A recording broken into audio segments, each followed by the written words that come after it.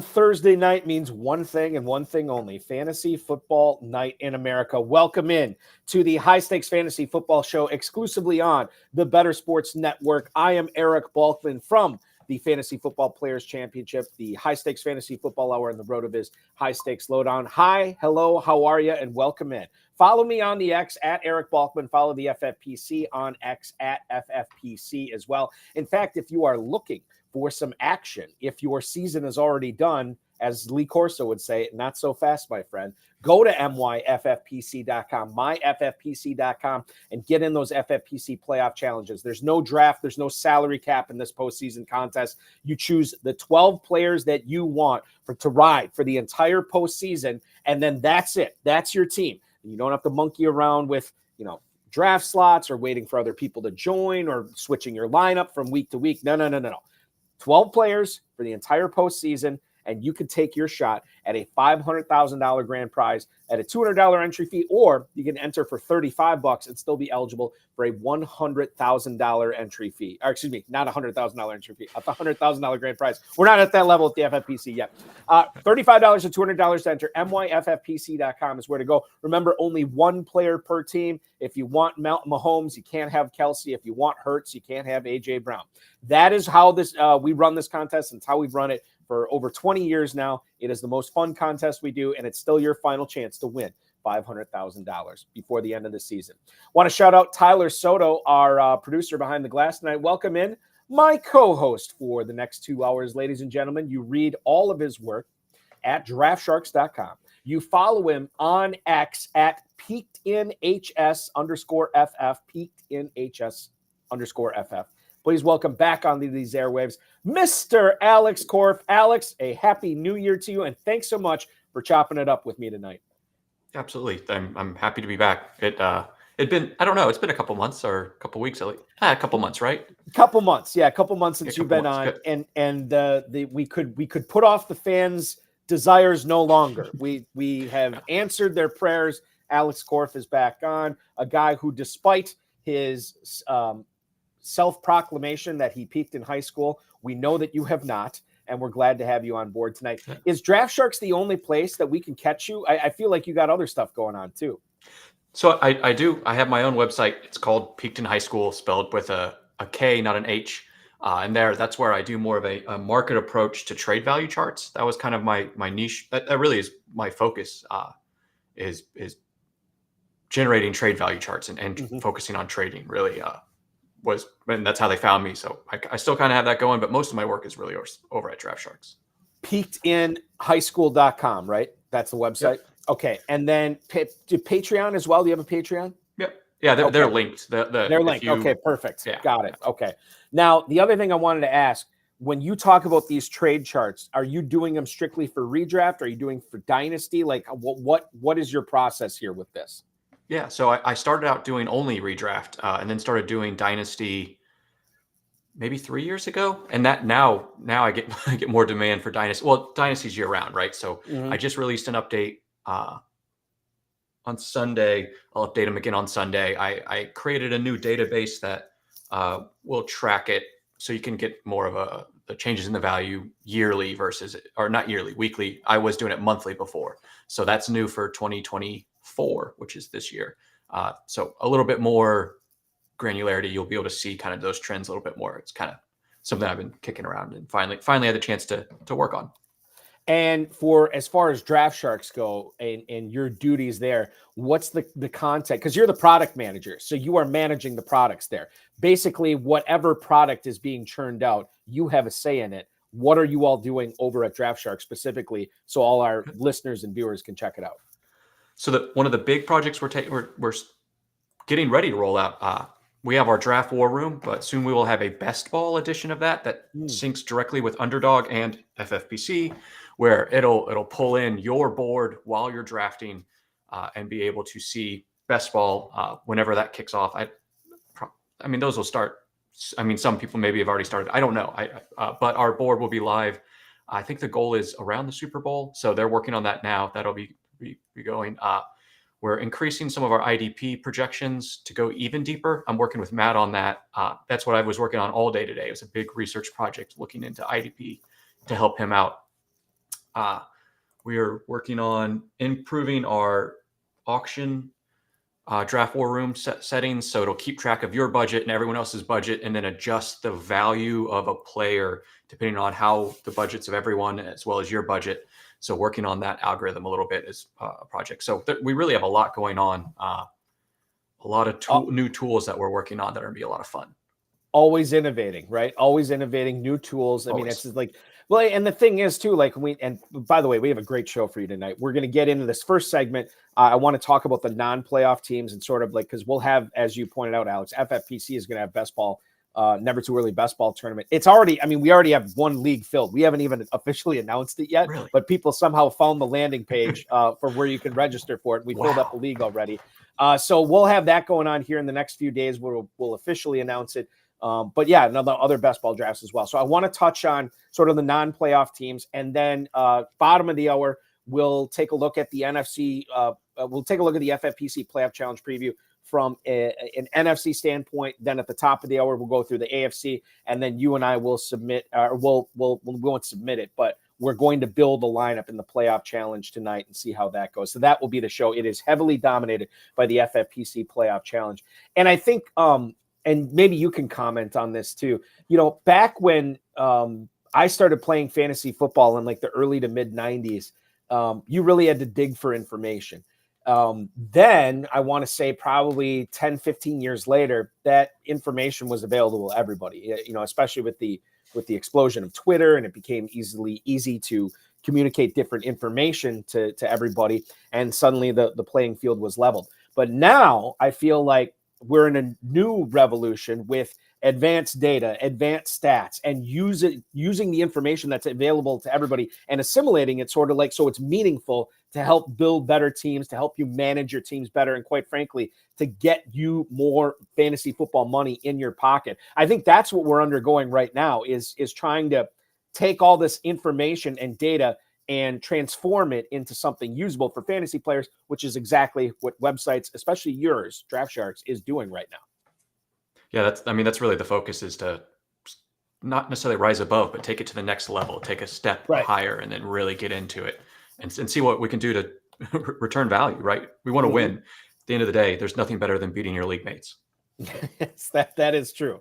100%. And let's try to do that right now with people getting set for 2024 best ball drafts coming up here. I want to talk, and I promise you it will be heavy on the playoffs, but before we do that, let's get into some news around the NFL for some non-playoff teams, which quite frankly, sometimes a little bit more fun. Colts, let's do it this way. So the Colts news, Anthony Richardson said today that he does not plan on changing his playing style going forward, despite all the injuries that he suffered in his rookie season. A guy that, you know, quite frankly, looked like he was going to be a world beater at quarterback and a potential league winner based on how well he was doing with his legs and how competent he looked with his arm, and getting, you know, putting players like Josh Downs and Michael Pittman, getting them the ball in positions where they could put up numbers. And that surprised me most. I knew the legs would be there. I didn't know that he would be this far along as far as throwing the ball. He says he's not planning on changing his playing style. I'll let you weigh in on this, Alex. That makes me nervous about drafting him as my starting quarterback next year, because we saw how that strategy turned out this year. It wasn't that he got benched. It wasn't that he was letting his teammates down and not putting up numbers. It was he just couldn't stay on the field. The best ability in the NFL is availability. And I think Richardson is probably going to be off my board because somebody else is going to take him higher than I'm willing to take him. I would take him as a backup. I can't trust this guy as a top 12 guy in 2024. No, he's going to go high, probably a lot higher than I'm also going to be willing to draft him. He has the potential to be a complete difference maker at the position, which is what we like to target, especially if we can get them in the late rounds. He was going in round 10 in 2023, depending on your format. But I mean, that was great. That you could grab him and then Geno or someone to have two safe one, or a safe one, and then Richardson. But I mean, if he doesn't figure out how to slide or how to protect himself a little bit more, like, he's going to have a Cam Newton, but much quicker trajectory to that, like not being able to throw the ball anymore or just getting hurt too much. Just to put this in perspective, and I'm going to bring it up right now, where he was going at the end of drafting season, Anthony Richardson. If you look at our main event, the last few drafts that went off prior to the start of the season, Anthony Richardson fell to an early 12th round pick. He was quarterback 13, and he was right in Dak Prescott, Daniel Jones, and Anthony Richardson were going bang, bang, bang right at that 11-12 turn.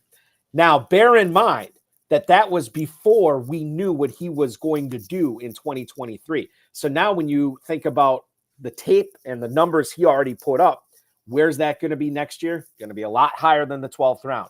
And that's, I think, therein lies the rub, as William Shakespeare would say. That is a problem. If you want to draft Anthony Richardson, you're going to probably have to draft him as your number one quarterback, and then fill in the blanks after that with your backup.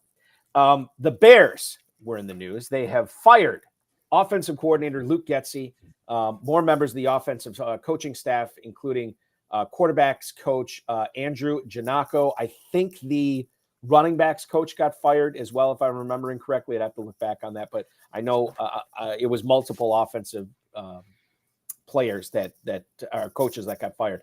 I want to relate this back to Justin Fields here, because now it sounds like he's going to still have the same head coach next year, which I think is a little bit overrated, given that Matt Eberflus is a defensive guy rather than an offensive guy. Justin Fields is no guarantee to be in Chicago next year.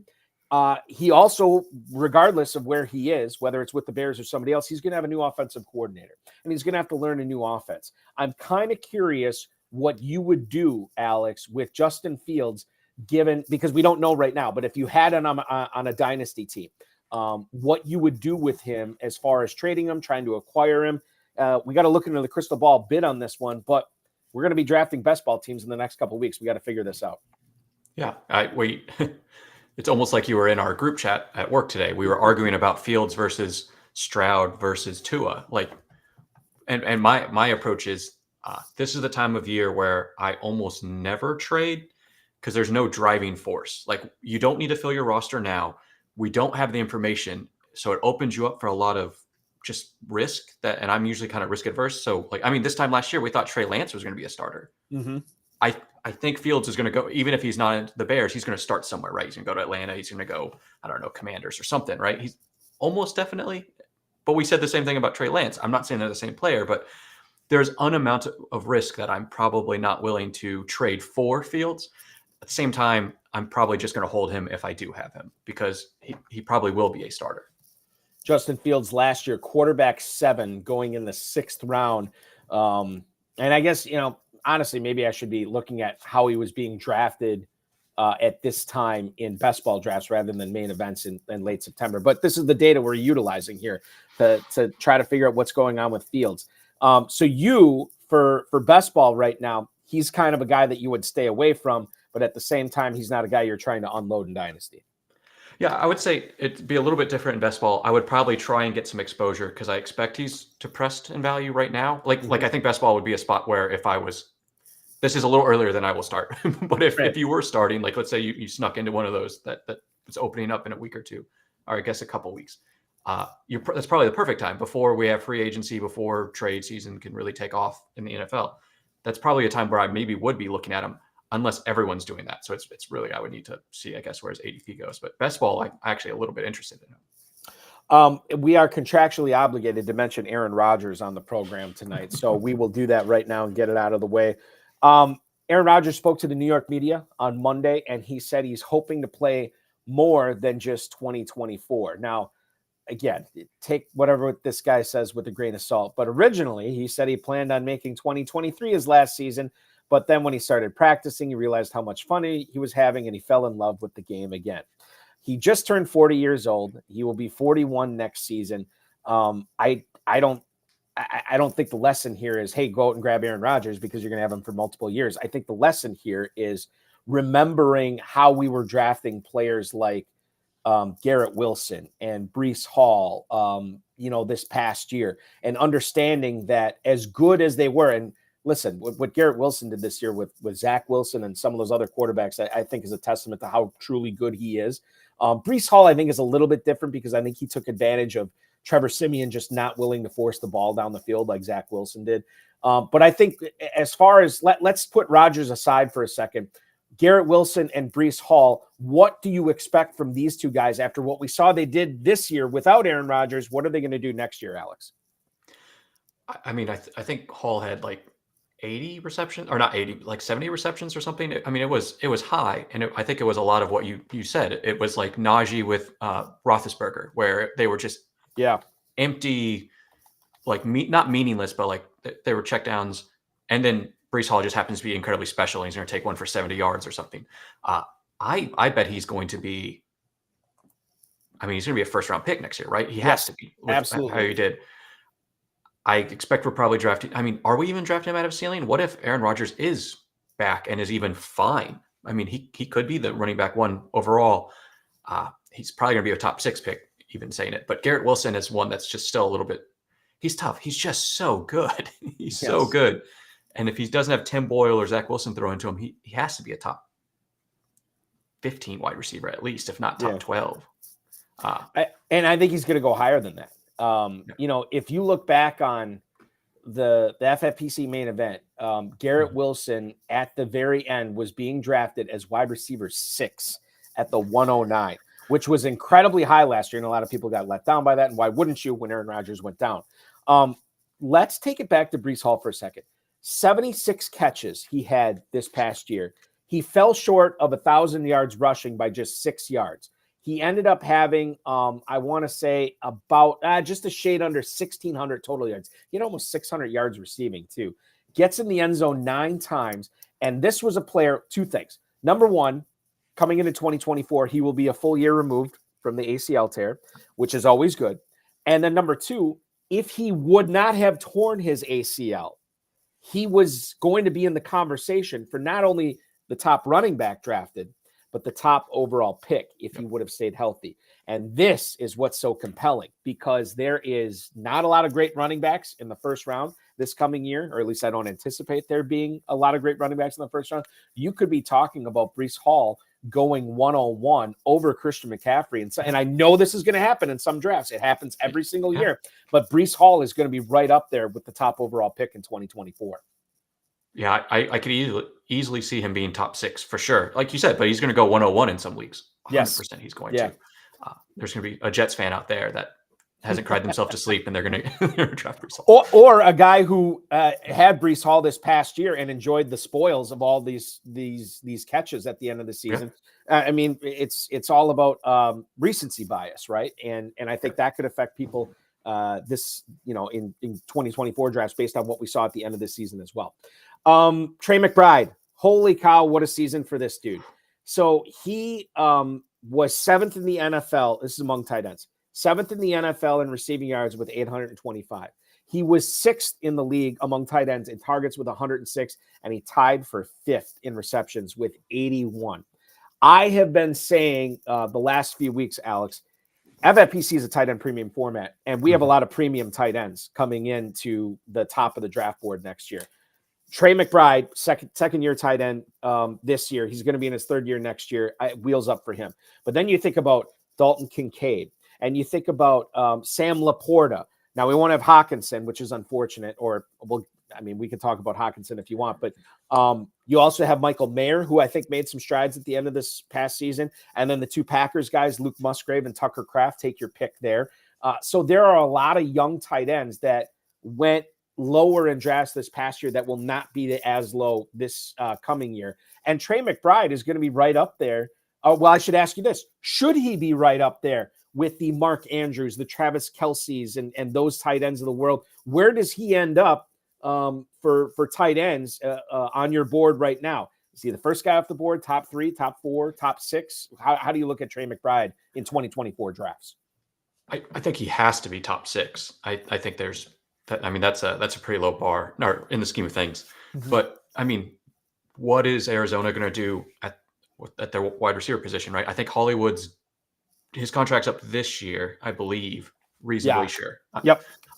And then, I mean, they have no one else. Michael Wilson's interesting if he can stay healthy, but he was like a 4th round rookie pick or something who flashed a little bit.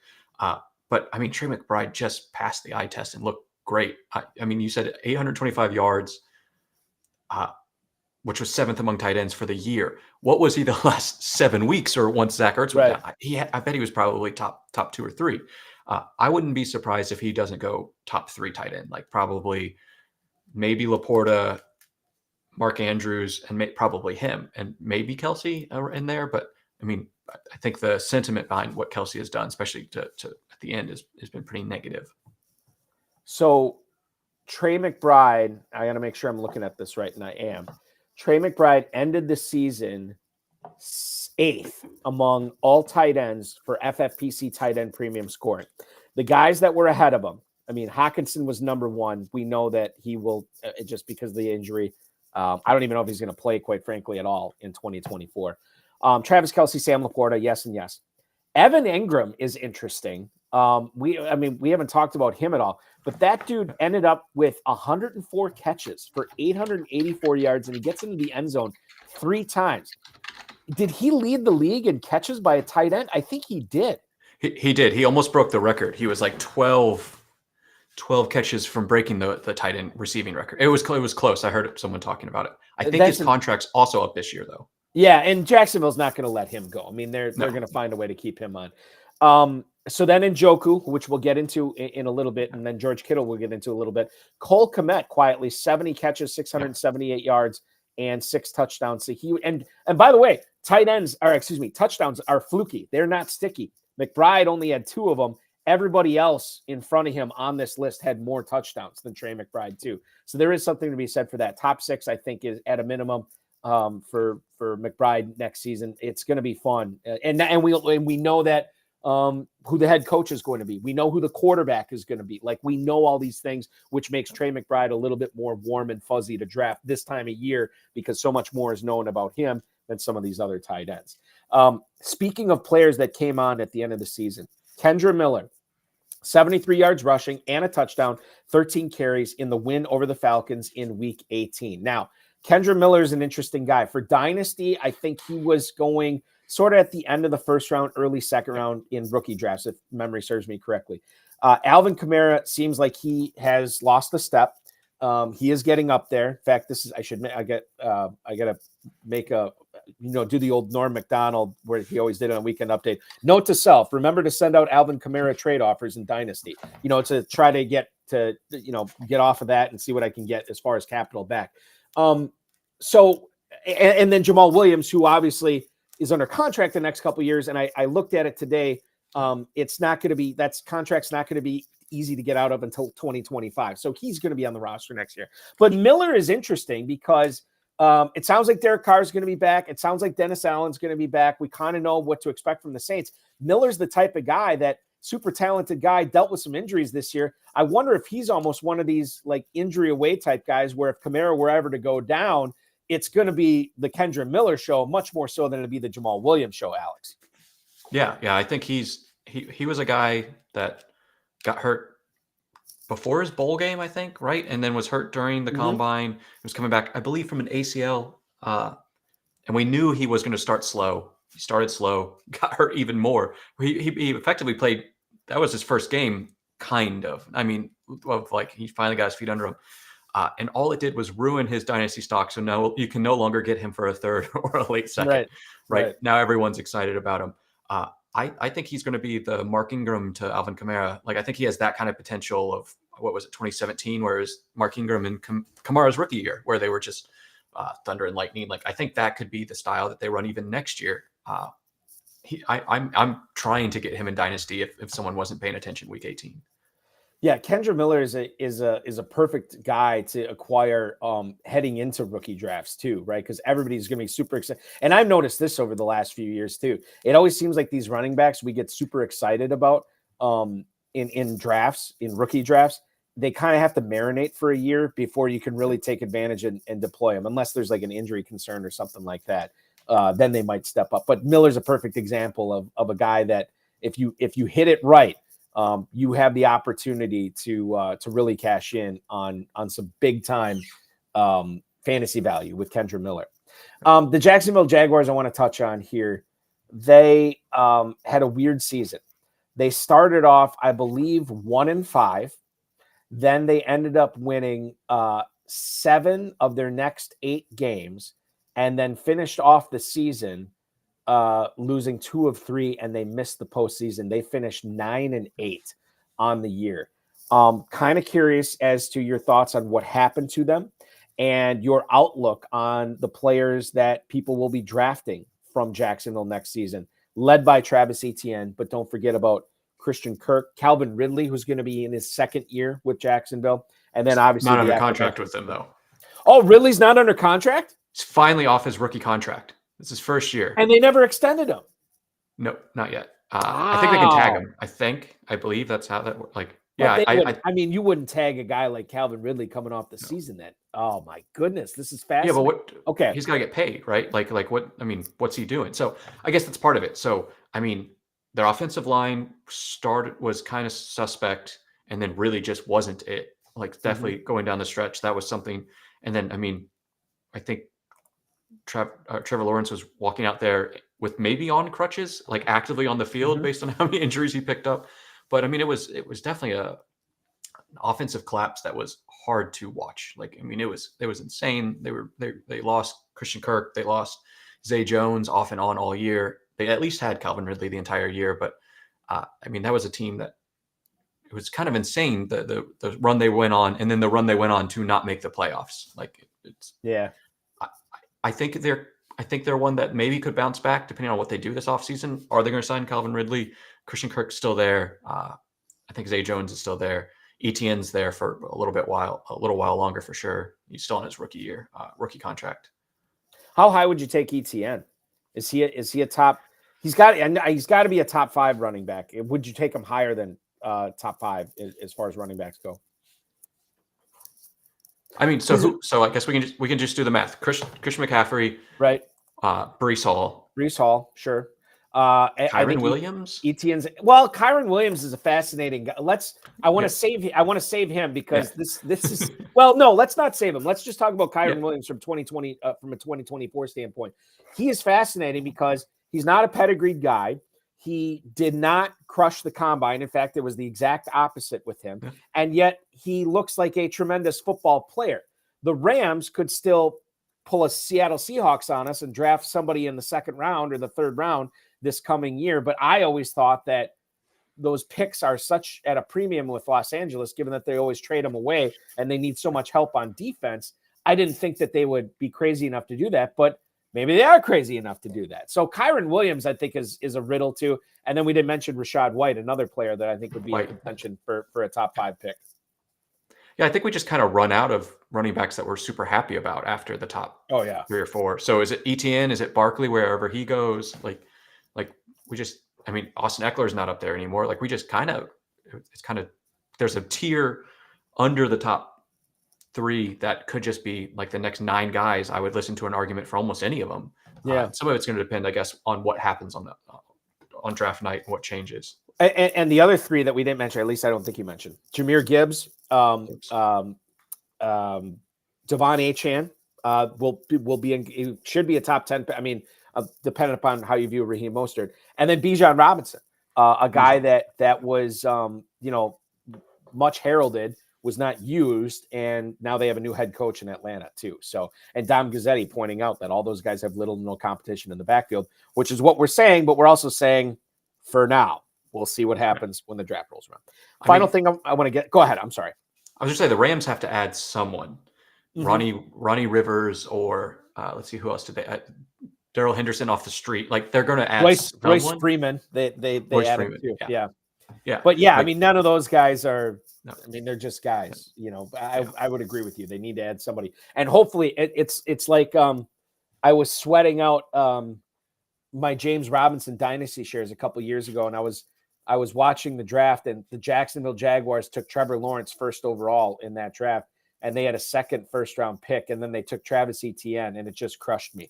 You know, because you're like, you need a wide receiver. What are you doing? Like, right, exactly. And then it kind of worked out because I think that first year, didn't Etienne hurt his kneecap or something? So Liz Frank, yeah. So I got almost a full year to Robinson before he got hurt, and then Etienne took over. Robinson was gone, so it ended up working out.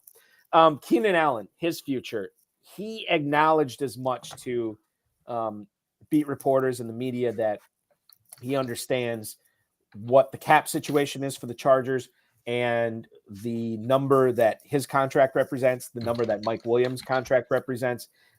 It's going to be very tough for the Chargers to bring back both of those players next year when you consider they already have Joshua Palmer, who put up some pretty good numbers in limited action this year, and they just sunk a first-round pick into Quentin Johnston as well. Keenan Allen, as far as drafting him goes, is he the type of player, Alex, where his skill set represents dominance no matter what offense he goes to, because he is such a skilled route runner, such a skilled pass catcher that, he could go to another team and still, catch 90 balls for 1,100 yards and 6 touchdowns, and you can draft him with confidence? Or is it more kind of a nuanced thing with Keenan Allen that the landing spot really will dictate how high we draft him this year? I expect if he goes anywhere else, it will be probably not as optimal as with Justin Herbert, right? Like he'll probably be less, but I don't think there's that many teams that I can think of in the league where I wouldn't still be like, oh yeah, Keenan Allen fits there and is going to be a great PPR target for sure. Mm-hmm. He might not have top 4 wide receiver upside, but he's going to be great to plug in as your high end wide receiver 2, probably low end wide receiver 1. Yeah. About anywhere that he would go. And he'll get paid. That's the other thing too. Wherever he goes, he's going to get paid. Money means playing time. Playing time means targets. Targets mean catches. Catches mean fantasy points. So I think that's the way we look at Keenan Allen going forward. So that is sort of our off-season look for all the non-playoff teams. And I know everybody tuned in. You say, Balky, what's going on? I thought you guys had a playoff challenge. Yes, the FFPC does have a playoff challenge, and we're going to get to it right now. San Francisco, Dallas, all those NFC teams. Let's break it down. Let's talk about who the chalk plays, who we think the chalk plays are going to be, who the contrarian plays are going to be. We'll have a look at the NFC as far as the playoff challenge goes, as everybody is trying to win $500,000 for this at myffpc.com. He is Alex Korff from DraftSharks at peakedinhs_FF on the X. I'm Eric Balkman at Eric Balkman on the X. Don't go anywhere. Stick around. It's going to be fun. Playoff challenge preview, NFC style, is coming up next on the High Stakes Fantasy Football Show on the Better Sports Network. Of the NHL games, I had a conversation with Coop A Fiasco yesterday when we were producing High Stakes, and he was talking about playing video games. And I, since he covers fantasy football, I said, hey, are you going to be getting the new Madden this year? And he goes, yeah, I don't really play Madden. I play NHL. And that tells you, and it really does, that I do feel that the NHL game is better than Madden. I feel like Madden is overrated. The NHL game is so realistic. I don't know if you guys saw the trailer and all the new additions that they added to this game, but it really looks good. I tried finding all the games that I had of NHL, and I thought I had a lot. I only have 4 of them. And that's because I used to live with my my roommate and good friend who, got me into hockey, and we would play most of it in his house. So he has most of the games, but I do got 21. There you go. I got NHL 18. We got Connor McDavid up there. NHL 12, I think, was the start of the, new consoles for me. But the big one, the holy grail of NHL games, NHL 94 for the Sega Genesis right there. Look at that. Look at that beautiful cover. Look at it. Looks like a VHS tape. That's how good this game was. No, let me stop you right there. So people, VHS tape, if you don't know, it's this like rectangular black plastic with the magnetic tape on the inside. Tape's this big. You put it in something called the VCR. For a little while, there was something called Beta. It didn't last too long. Look at this cartridge. I mean, they're not cartridges anymore. They're either discs or those little memory cards. But man, that thing is thick, right? And you don't even need a cartridge or a disc anymore. You can buy the digital version. And then you got Ron Barr on the book.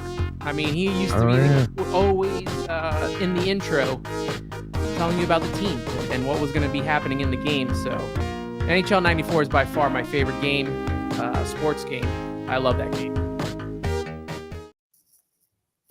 The High Stakes Fantasy Football Show rolls on here, 24 minutes until the top of the hour on the Better Sports Network. I'm Eric Balkman from the FFPC, the High Stakes Fantasy Football, the Road of His High Stakes Lowdown, joined by Alex Korff from DraftSharks.com and, of course, peakedinhighschool.com, peakedinhs_FF on the X.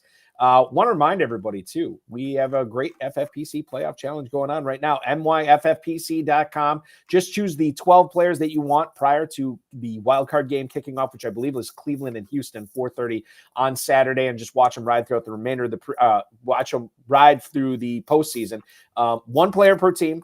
$200 entry fee gets you in for $500,000 grand prize. A $35 entry fee gets you in for a $100,000 grand prize. And let's start talking about these players. Now, I misspoke prior to the break.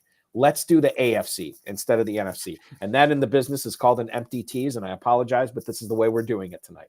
So we're going to kick things off with sort of like the favorite, I think, right now in the competition to win the Super Bowl this year, and that's the Baltimore Ravens. I think there's 4 players, and Alex, I'm going to list these guys off. If you think I missed any, feel free to let me know.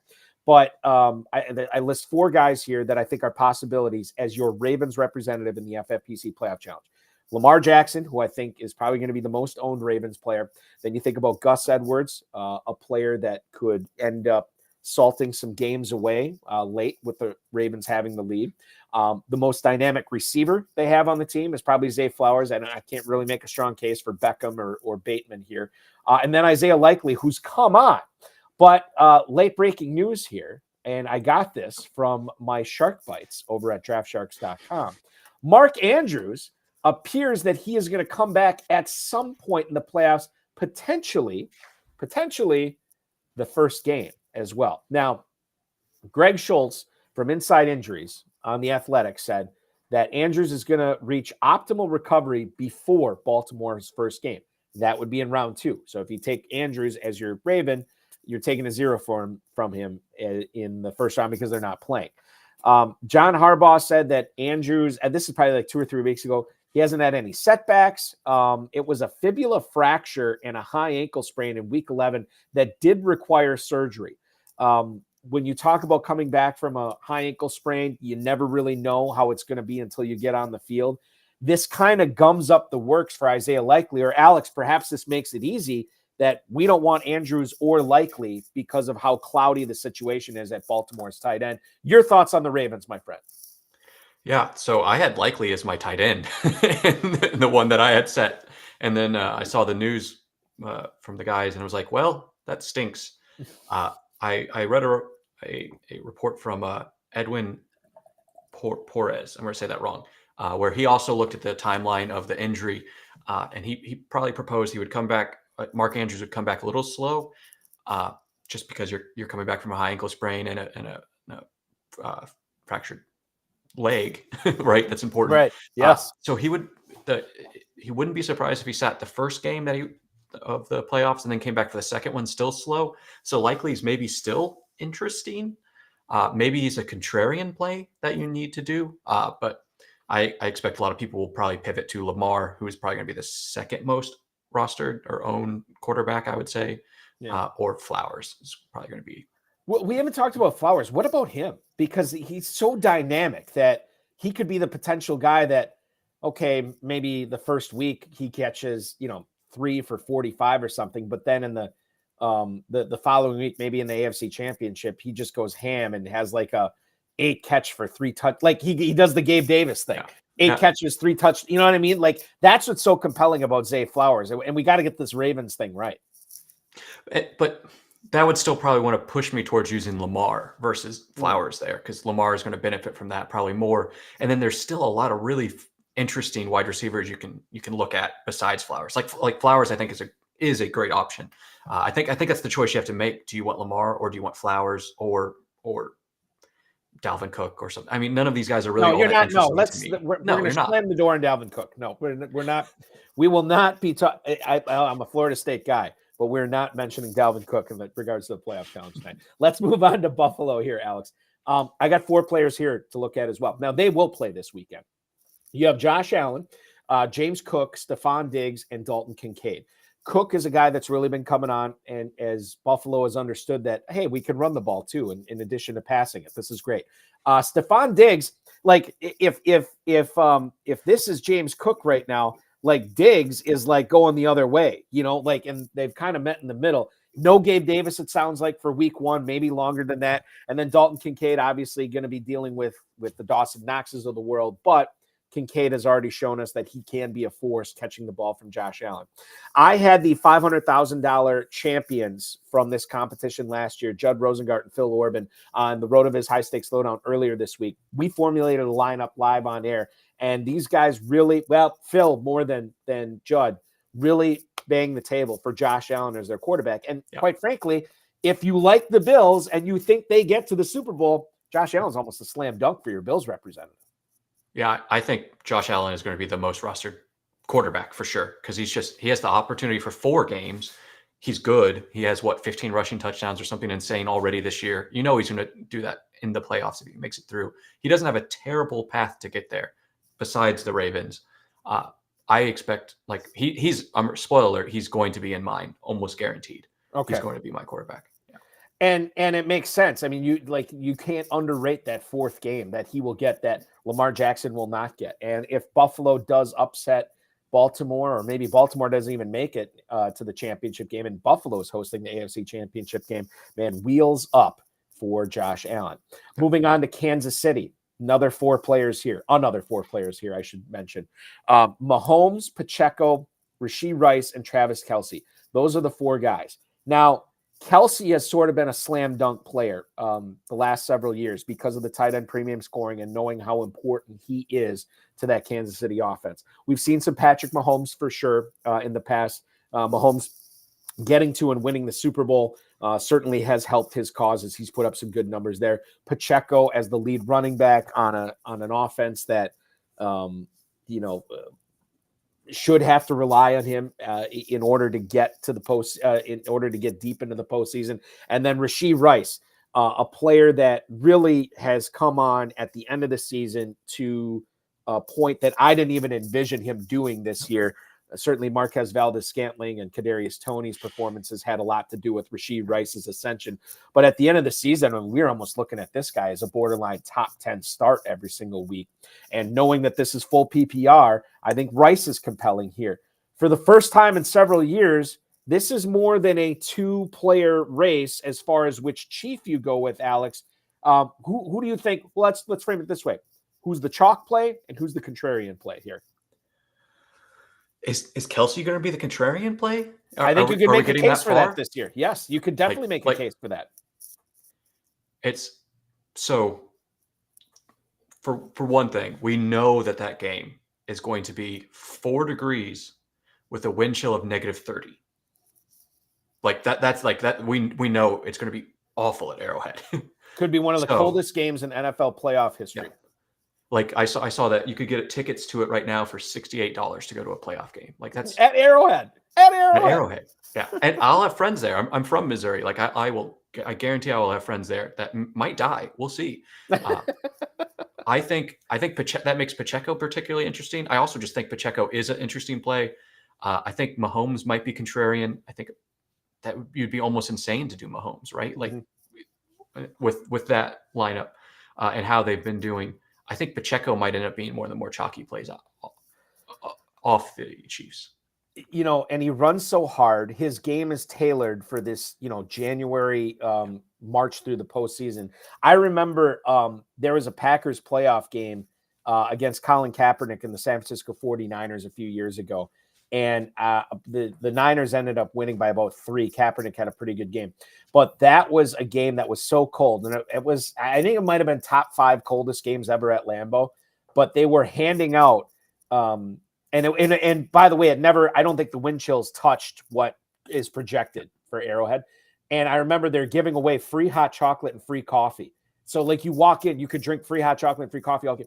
I was wearing like 4 layers, maybe 5. I had hand warmers and toe warmers. I put in my boots and my gloves. And I remember just like I was burning up walking in there. Like I'm overdressed. I'm so hot.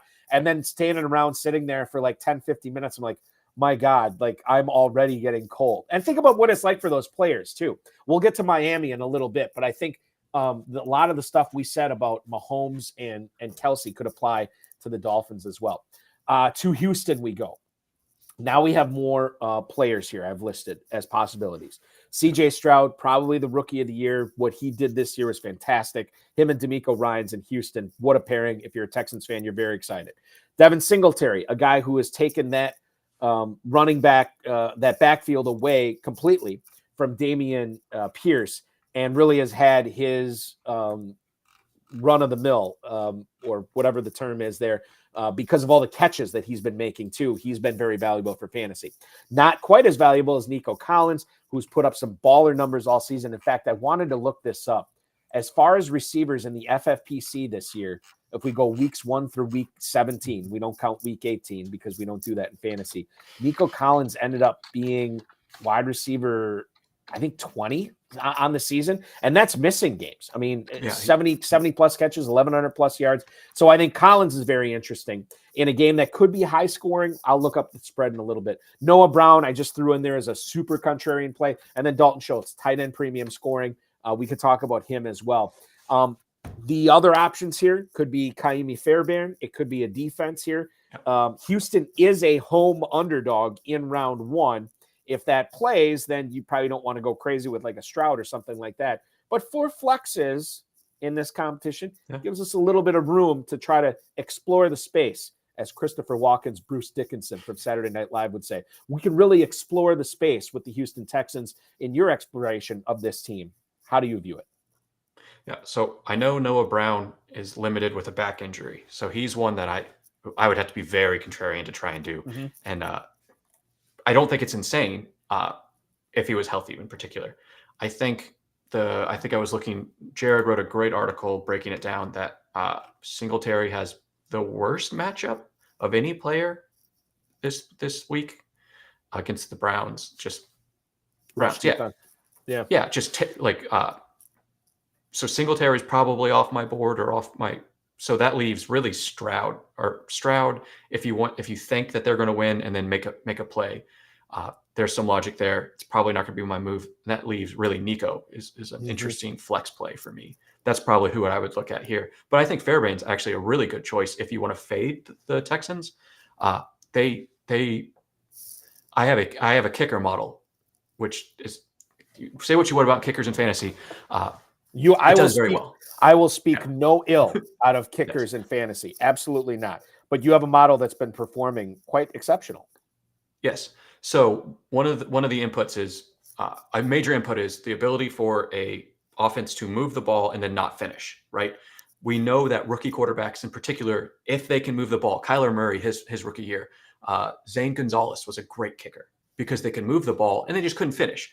They've been doing that very well. So Fairbairn is a great option if you are fading the Texans because he's probably going to kick the ball. He's probably going to be a good play at your kicker spot, obviously.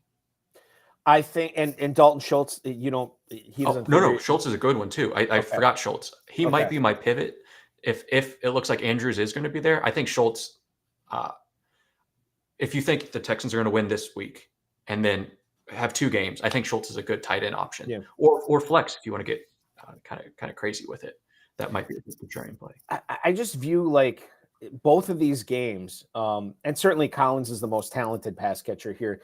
But I think that this game against, and I said I was going to look up the spread, and I totally forgot, or the point total on this. I'm going to look it up right now. It's low. Jared said it was low. Okay, so it's okay. So all right, well maybe that goes against my thinking on Schultz here, but I look at it from the standpoint of you could make a pretty strong case that Houston's going to have to come back in this game in the fourth quarter. And if that's the case, it leaves a lot of stuff over the middle for Schultz, something that CJ Stroud has done before. And then let's just say they win the game and then they got to go to Baltimore. I mean, that could be a carbon copy where they're trying to catch up in the fourth quarter. And the defense is willing to give Schultz all this like empty calorie catches over the middle. And maybe he gets into the end zone as well. I think that's what makes Schultz so compelling there from that standpoint. They are playing the Cleveland Browns in Houston. I got 5 Cleveland Browns I can bring up. And this is for anybody who's watching this. No, this is not a 2013 or a 2014 show. This is a 2024 show. And we're still talking about Joe Flacco. Yes, that Joe Flacco, who apparently his arm is bionic because he has thrown so many passes since he's taken over in Cleveland and been very successful doing it. He's aided in the backfield by Jerome Hunt and Jerome Hunt. Oh, that would be the guy to own if you get a Jerome Hunt. By Jerome Ford and Kareem Hunt. Hunt, I don't know. You can make the case that his game is a little bit more suited to the postseason, but Ford's been a force since Chubb went down. And then I think the two popular plays here, I love David Njoku. Amari Cooper, given what he did against Houston a few weeks ago, we can't write him off. A lot of options in Cleveland here, but they could be one and done as well. So we could bring in Riley Patterson. We could bring in the Browns defense, which has been stellar all season. Yeah, I was going to say the Patterson is a good play if you didn't mention him. I would even add him as a good target because once again, a team.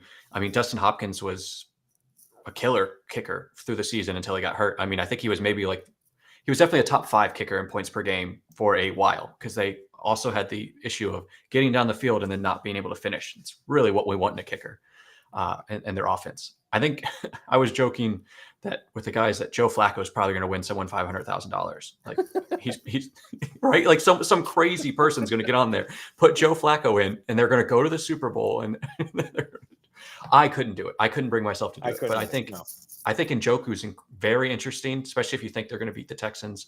I'm a little concerned about Cooper's heel injury and want to see a little bit more about that. But Jerome Ford is interesting. Also, the Texans have been a little tough to run against, but not. There's definitely better defenses out there than the Texans. According to the Shark Bites on DraftSharks.com, Amari Cooper said yesterday that his heel is getting better every day. He said if the game would have meant anything in Week 18, he could have played that game, and he expects to play on Saturday. I have not seen the practice report from today. I don't know if he played, but I do know he did not practice yesterday. And, if Cooper doesn't play and the Browns lose, you are taking a 0 at that position, something that the guys who won the $500K last year said you just simply cannot, unless it's a team on bye, you simply cannot afford to take zeros on these teams, which is why I think Njoku is the play for the Browns here for me. Although you do make a decent case for both Patterson and the Browns defense too, especially if you want to fade the Browns. Tyler Soto, our man behind the glass tonight, also reminding me regarding Flacco. He was on pace for 22 picks if he would have played a full season. And boy, would that have been fun to watch. Like just the best of both worlds every time the Browns offense takes the field. So some crazy person putting Flacco in there. It would not be me. It would not be you. It would not be a lot of the people watching tonight, but you never know. Dolphins. Let's talk about them. One of the most fun, interesting, entertaining offenses to watch all season long.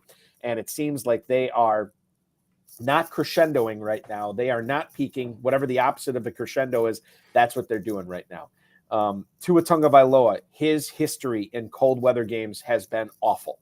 And this is the coldest of cold, this game. So you say, okay, well, they'll lean on the guy who got 21 touchdowns for him this year, Raheem Mostert. Again, not so fast, my friend. He's been dealing with an injury, hasn't played in a few weeks. We'll see what happens with him going forward, which could mean wheels up for Devon Achane if he is assuming the lion's share of the touches in the backfield and just competing with, the Jeff Wilsons of the world or something like that. Tyreek Hill is dealing with a couple of injuries right now. Jalen Waddle, I believe, correct me if I'm wrong, I believe Waddle practiced today, and he's going to be listed as questionable for Saturday night. So certainly he's coming off and looking good, or as good as he can at the end of the season. How do you see the Chiefs-Dolphins game turning out? I think that's what we have to answer. Is this a Chiefs victory? How confident are we in that, Alex? And if we are confident, who is the guy that is going to have the most points for the Miami Dolphins among the Mostert, Achane, Hill, Waddle consortium? Yes. So this particular game, I would project the Chiefs to win and it to be a low-scoring game. And what that does is if we only get 1 week out of the Dolphins and it's super cold and we don't think that it's going to be a high-scoring affair, I'm not really looking at Tyreek Hill or Jalen Waddle, maybe Achane or Achane, I think is how he likes it. Yeah. But I'm also a little bit interested in their defense as a kind of a fade of the Dolphins. Get them in for 1 week, and then you don't have to worry about that defense scoring negative the rest of the time.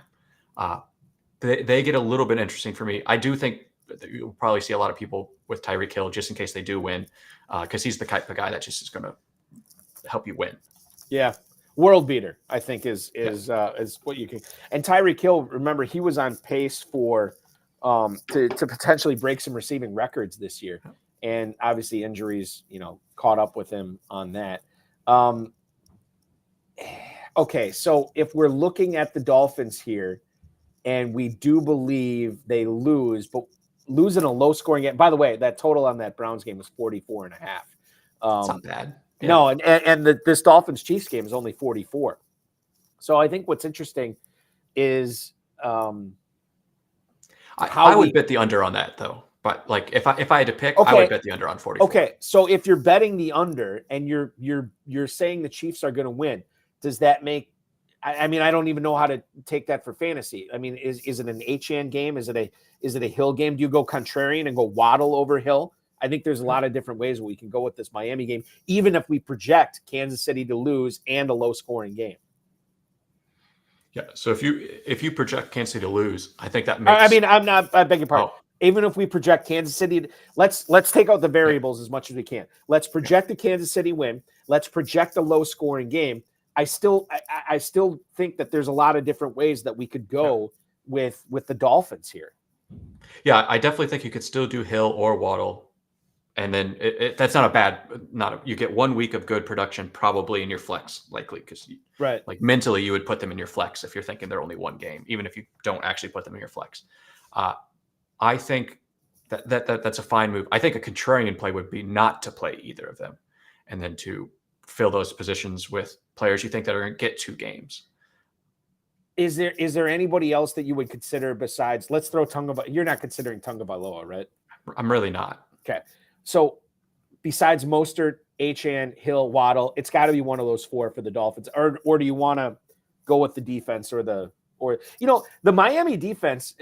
God, it's so beat up though. That's the thing. They've lost so many players to injury. It's tough to, you would normally say, oh, I can make a case for the Dolphins, even at Arrowhead, for the defense, but because of how Kansas City's been playing, but given how beat up they are, I don't think I could make a play for any of those. So I don't know. There's a lot of ways to go with Miami. Well, I'll tell you what, when we formulate our team at the end of the show, we'll revisit this conversation. Let's get into Pittsburgh here. Final team that we have not talked about in the AFC. Not talking about Mason Rudolph. Again, feel free to throw in kickers or defenses if you want, but the 4 position players I think that are interesting: Najee Harris, who has had a little bit of a late season 2023 resurgence over Jaylen Warren, who I still put on this list because of his game-breaking ability and his involvement in the passing game. And then Deontay Johnson and George Pickens, the top 2 receivers for the Steelers. Johnson, the possession guy, Pickens, the game breaker. Let's talk about the Pittsburgh Steelers here and how we handle them for the FFPC Playoff Challenge, Alex. I think I know they're the biggest underdogs, point spread wise. And I think they have the lowest implied point total. Of all of the definitely. Teams. By a lot. Right. You are looking at, like, as I'm looking at it right now, you are looking at an implied final score between the Bills and the Steelers at like 23-13, roughly. 13. I mean, that's 13. Like 1 touchdown. It's not great. Yeah. Which makes me want to be completely hands off on these guys. Like, this is a complete fade. But that means that it is likely that one of them you probably should put in a flex. The question is which one. Like, the fact that there's 2 running backs makes me want to not touch them. And the fact that there's 2 wide receivers that play the position very differently, you're almost guessing at that point. So they end up being kind of a fade for me. But maybe that means the contrarian play is to grab one of them, because I expect they're probably going to have some of the lowest roster percentage of any team, of any player. Like you could I bet Deontay Johnson's one of the lower guys of the real potential ones. People might grab Pickens just because he might put up 195 yards again. And they might think, oh yeah, like we'll tell ourselves a story, but I bet Deontay Johnson would be very contrarian. All right. Let me throw this scenario at you. I know TJ Watt's out, right? And I know we are high on Josh Allen. Could you make a case for the Steelers defense, who still have Highsmith rushing the passer too in this game? Could you make a case for the Steelers defense, given that Buffalo has turned more towards the running game in December, and the fact that we could get 40-mile-an-hour wind gusts in this game too, which I think is a big reason why the total is at 36.5. Could you make a case for, even if you have Josh Allen as your quarterback, to also have Pittsburgh as your defense? I think that's a really good point, actually, because Josh Allen turns the ball over. Like he's known for that. So even if they give up, you said 23 points, 24 points, like, yes, that hurts you. But if he has 2 interceptions, 2 fumble loss between him and Cook, like, that's still 4 points positive right there. Like, that's still that's a fairly high floor. So I don't think they're a terrible defensive play for sure. I think I'm pretty comfortable in eliminating, even though I think Pittsburgh's going to have to come back at the end of this game. I'm pretty comfortable eliminating Johnson and Pickens because of the weather. The weather alone. Like, I don't want to mess around with stuff like that. So then it comes down to Harrison Warren. And since Matt Milano's got hurt, that was a primetime game, I think, a couple of months ago. Buffalo Bills defense, rush defense, has not been the same. And I think Harris and Warren are interesting there. Normally you say, oh, you're going to fade this team, you play the kicker. Do you really want to start Chris Boswell in 40-mile-an-hour wind gusts? Probably not. So I think it comes down to, at least for me on this team, it's going to be Harris, Warren, or the defense. Everybody else, I'm kind of off the board on. Yeah, I think you summed it up very well. That is the AFC that we have summed up very well, or at least I think Alex has summed it up very well. I'm just sort of along for the ride here. Here's what we're going to do. We'll step out, take a quick break. Everything we just did with the AFC, we're going to do with the NFC. The Dallas, San Francisco's, Detroit, Green Bay, Los Angeles, the other teams I'm forgetting here. Who am I forgetting in there? Philadelphia and Tampa. God, the Monday night game. We're going to get into that. Alex Korff from DraftSharks, peaked in HS_FF on the X machine. I'm Eric Balkman from the FFPC at Eric Balkman. Stick around. Hour number 2 of the High Stakes Fantasy Football Show right here on the Better Sports Network starts in just a couple minutes. The Bears have to be one of the most inept franchises of any sport I've ever seen in my entire life. And they share the city with the White Sox, who are also inept. Like, that is how bad the Bears are. I just don't understand how you can go your entire existence and the quarterback that wins you a Super Bowl is Jim McMahon. You couldn't find anybody else. They don't have a good history with quarterbacks, and they let him be the quarterback for a long time, too. Deshaun Watson and Patrick Mahomes right there. Mm-hmm. And you drafted Mitch Trubisky. They were right there. I there's a lot of pain in being a Falcons fan. The Bears are one of the teams I could argue they might have it worse, and they have a Super Bowl. And when the best quarterback in the past 50 years is Jay Cutler, you have a problem. That's so funny that you just said that. We were talking about Jay Cutler the other day, me and my friend, and I was like, yeah, he was on, because we were watching the Colorado Rockies game against the Giants, and it looked like he was behind the thing. I was, yeah, well, he played for Denver most of his career. We looked it up. Chicago let him be their starting quarterback way too long. Here's the thing, too, is that Jay Cutler wasn't bad. Like, he was erratic. He wasn't terrible, though. The poor man's Brett Favre. I'm taking him over Justin Fields. I'm sorry. Yeah, I would. But Jay Cutler led that team to an NFC title game that they lost to Green Bay. But he's gotten farther than anybody else. You want to know who the other starting quarterback was for the Bears in the other Super Bowl appearance they made? It was Rex Grossman. What are we doing out here? It was Rex Grossman, and Kyle Orton was the backup. How are you that bad? Bro, like, oh my God. Listen to the top 5. According to Football Reference, the top 5 greatest Bears quarterbacks of all time. Jay Cutler, number 1. I can't believe it. Sid Luckman, who last played in 1950, is number 2. Jim Harbaugh is number 3. Jim McMahon, the Super Bowl winner, is number 4, and he played there for 6 years. And Mitch Trubisky, is number 5 on the list as terms of passing yards go.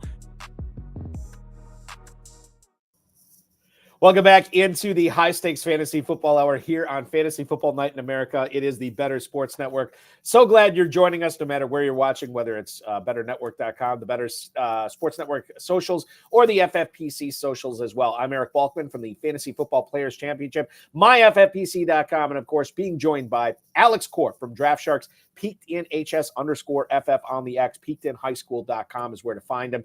Alex, so good to have you on the program tonight.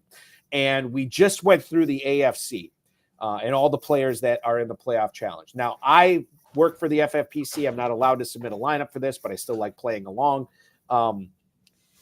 You have gotten me so dialed in on the AFC. I feel like I know what I'm going to do. And I guarantee you, 2 hours after we go off the air tonight, my mind's going to turn into goop again. And I'm not going to be able, I'm like, God, I was so sure I knew what I wanted to do with these players, and now I don't know anymore. And I think it's one of the things that makes the FFPC Playoff Challenge so fun and so maddening, right? We have a situation right now in regards to the FFPC Playoff Challenge, which you can register for now at myffpc.com, myffpc.com. $200 entry fee will get you eligible for the $500,000 grand prize. $35 entry fee will get you eligible for the $100,000 grand prize. Now, as I look at the spots remaining, the $200 version, the $500,000 one, is 58% full. The $100,000 grand prize, the $35 entry, that is 65% full. I'm going off when I looked at this last week or so. I believe that is pacing ahead of last year. And we're less than 48 hours away. So I would encourage everybody, if you want to get some postseason action, myffpc.com is where to go. You're picking 12 players and you're riding them throughout the playoffs. You don't have to worry about switching your lineup around or, adding players or cutting players or getting a salary cap to work or drafting players or getting players for a draft. There's no weird rules, double points in the Super Bowl. That's it. And normal FFPC scoring. myffpc.com is your home for that. Let's get into the NFC. I think the most compelling team, Alex, is the one that very, very few people will get right because there are so many good options for the San Francisco 49ers. Yep. Number one seed, have the best odds in the NFC to get to the Super Bowl, and they feature pretty good stuff at every position. A great quarterback in Brock Purdy, who's an MVP candidate. Christian McCaffrey, who was one of the few running backs to live up to his first round billing in fantasy drafts this year. Deebo Samuel and Brandon Ayuk, arguably the best 1-2 punch in the NFL as far as receivers go this year. And oh, by the way, they have a man-child at tight end who put up some great numbers over the course of his career, including 2023 in George Kittle. Handicap this one for me. Who looks good? Who doesn't? Who's the contrarian? Is there even a contrarian play in San Francisco, Alex? I think if I had to put money on it, I bet Christian McCaffrey's the most rostered, just because he's almost like a free square going right into that RB1 spot. Like, he's just going to be great. But I would listen to an argument for any of those five guys you listed. I think maybe Brock Purdy's the most contrarian, just because, like, that means you don't get Christian McCaffrey or Deebo or Ayuk. I think Kittle's super interesting too, if you want to go a little bit different. I would listen to an argument for any of these five guys. I think you have to have a 49er in there, right? Like, there's no way. Oh yeah, absolutely. No question. Yeah, like, now let me throw this at you as far as the Niners go. I think, by the way, Dom Gazzetti chiming in on YouTube. Juwan Jennings, major contrarian move. I think he's hurt. Yes, that's the reason you don't want to go with Jennings. Yes. He might be. I don't know. All right. Let me throw this scenario at you. I agree with you. I think McCaffrey's going to be the most owned 49er. I think that's almost inarguable at this point. You could make a pretty strong case for Purdy if you believe the Niners get to the Super Bowl, because it's been so formulaic, right? With how he is successful and how he wins and how he puts up points. And George Kittle, obviously tight end premium, there's going to be people that pick him. The receivers, correct me if I'm wrong on this, Brandon Ayuk outscored Deebo Samuel for fantasy this season, right? And I know Samuel missed some games, but I'm pretty sure Ayuk was not only the best Niners receiver, but one of the better receivers to own in fantasy this year, correct? I according to Jared's work, it has that and FFPC points per game. And I don't think he removed games where they left early. I don't think he would do that. He has Debo at 17 points per game. And then at 16.3. Okay, you're right. So Debo. Okay, so this is kind of. I wish I wouldn't have brought it. I wish I hadn't framed this way because Ayuk on the season scores 244.7 points. Debo Samuel behind him at 238.5. I feel like Samuel. You look at Samuel. He's the exciting guy to own, and people are going to go totally crazy for Samuel to be the big time contrarian play. Ayuk is the guy who quietly does all this stuff and still puts up numbers and still gets into the end zone and still stretches the field. I think that if there is a contrarian play on San Francisco, it can't be Kittle because of tight end premium. It can't be Purdy because the Niners are the favorites to get to the championship. It definitely can't be McCaffrey because he's probably the best option. And I don't think it can be Samuel because of people understanding and looking at how he has been utilized not only this season, but in previous postseasons for the Niners as well. I think the contrarian play is Brandon Ayuk here. Like that is the one I'm most excited about for the Niners. And are you really feeling bad if you are in contention for a $500,000 grand prize and they have Christian McCaffrey and you have Brandon Ayuk? Probably not, because you know that all it's going to take is one big game from Ayuk, or maybe McCaffrey gets hurt, or maybe Elijah Mitchell gets in there, and all of a sudden Ayuk could be the guy bringing you the prize. I don't think it's that crazy to be okay with Ayuk over Christian McCaffrey in this contest. Yeah, I like it. I do. I think it's contrarian. I think it's a good choice. I mean, McCaffrey's already dealing with an ankle injury. He's probably going to be fine. He'll probably be okay. He gets an extra week of rest. I think it's a move where you're almost banking on McCaffrey. I mean, you have to bank on McCaffrey not being the difference maker that's going to win the tournament for someone. But the thing is, you still need McCaffrey to have good games, because if he doesn't, the Niners are not going to go far. Yeah. But the thing is, you just want to keep it close with Ayuk and then just hope for one big game over McCaffrey. It could be the divisional, it could be the NFC Championship, it could be the Super Bowl. You get one big game, and as long as he keeps it close, Ayuk ostensibly could be the Niner to own. Yeah. Dallas is the highest scoring team in the NFL this year, the 2 seed in the NFC. And you think, oh my God, you think the Niners have options. Dallas is going to have a ton. I'm not so sure. No. I didn't even bother putting Brandon Cooks or Michael Gallup on this list. Jake Ferguson, quite frankly, I went back and forth on, but given how he finished the season, I figured I'd put him on there. Tony Pollard is he would be an easy guy for me to eliminate here. I'm going to include him because he said, I think a couple of weeks ago, Alex, that he just now feels like he's getting over that season-ending injury that he had last year.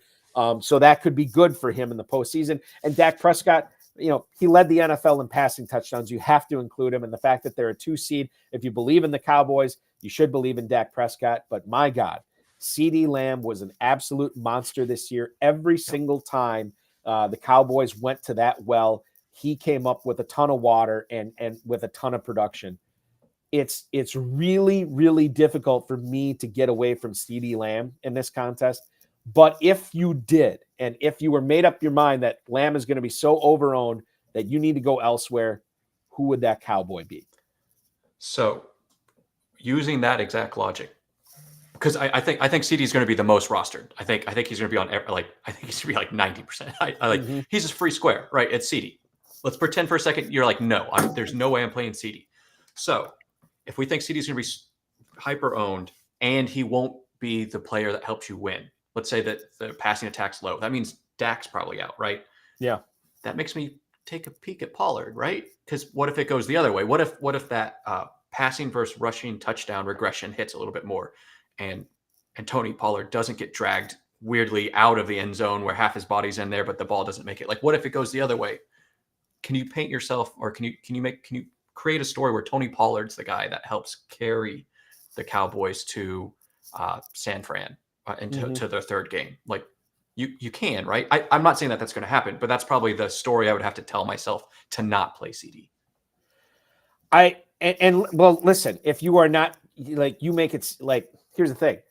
Anybody who plays somebody other than Lamb is telling themselves a story. That's the only way you can pick somebody else. Like there is a multiverse out there that exists where CeeDee Lamb will not be the correct play for the Dallas Cowboys. And if you think that's where you have to pivot, then go with God on that. But I'm telling you, like I look at what the Cowboys have done this year.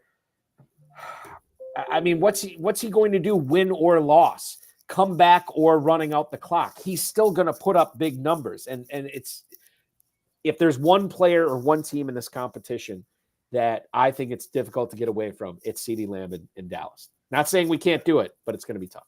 Detroit. Here's a fun one too. They're the 3 seed. They are hosting the Los Angeles Rams, and they have a lot of different options here. I'll include Jared Goff at quarterback because he's helming this masterpiece that Dan Campbell and the Lions have put together there.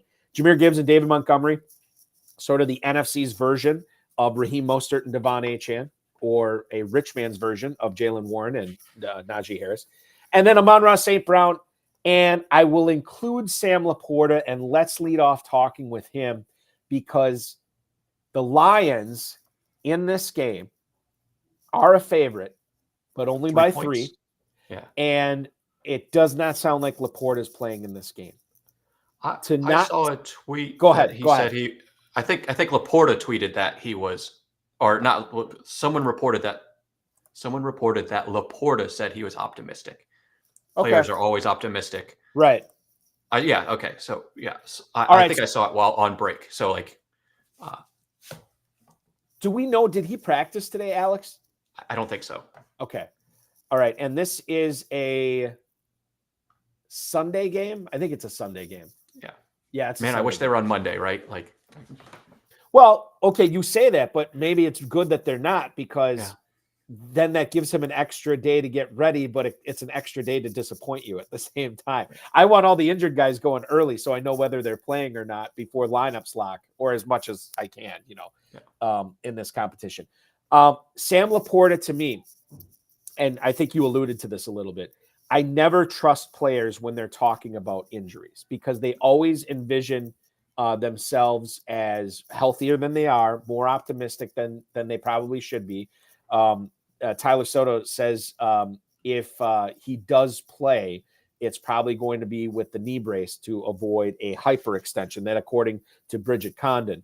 And I think that it'd be different if the Lions didn't have all these options, right? It'd be different if like Sam Laporta was the CeeDee Lamb of Detroit, and he's not, because they have Amon-Ra St. Brown. They have those 2 running backs.